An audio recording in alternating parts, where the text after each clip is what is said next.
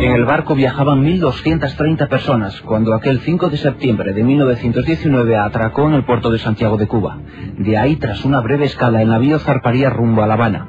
Estaba previsto que en Santiago dejaran el barco unas decenas de pasajeros, puesto que la mayoría tenían billete hasta la capital cubana. Pero algo extraño ocurrió. 742 personas recogieron sus bártulos y abandonaron el buque.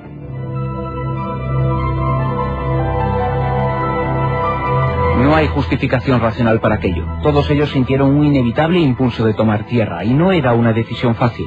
Aquellos hombres y mujeres eran emigrantes que buscaban un nuevo futuro lejos de su hogar.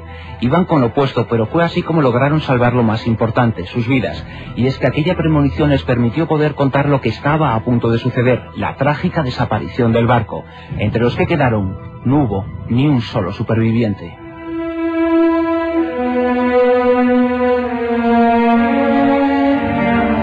Fue votado en el año 1906, era gigantesco, sus medidas lo dicen todo.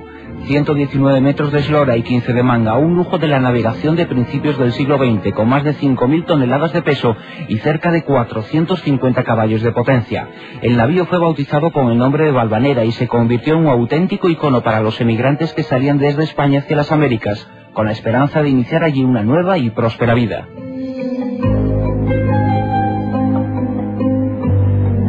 El largo trayecto que repetía una vez tras otra el Valvanera unía Barcelona con Nueva Orleans. La travesía duraba casi un mes y el barco, cargado de soñadores que partían de los diversos puertos españoles en los que hacía escala, se detenía primero en Santiago de Cuba, luego en La Habana y finalmente en diferentes ciudades de Estados Unidos. El último viaje se inició en Barcelona el 10 de agosto de 1919. Después de alcanzar Canarias, a bordo viajaban 1.230 pasajeros.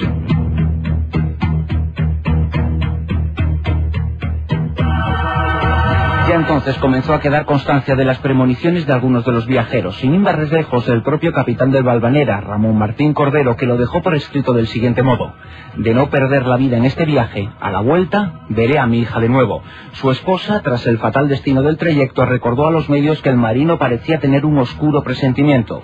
Muchos otros viajeros también dejaron constancia de los mismos.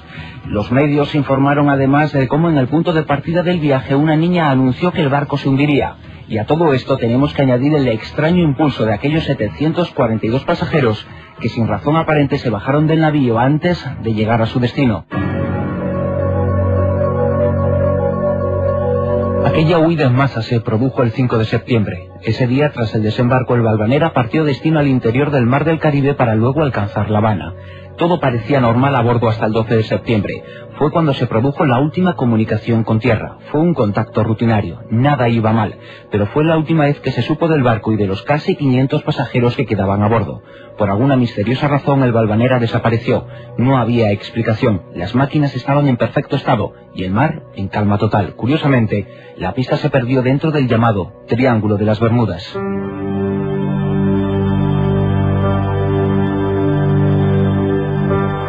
Siete días después de la desaparición, los restos del barco fueron localizados por un cazasubmarinos norteamericano. Se encontraban junto a la isla Tortuga en el Caribe. Nada a bordo llamó la atención de los investigadores, ni una sola pista que pudiera aclarar el misterio.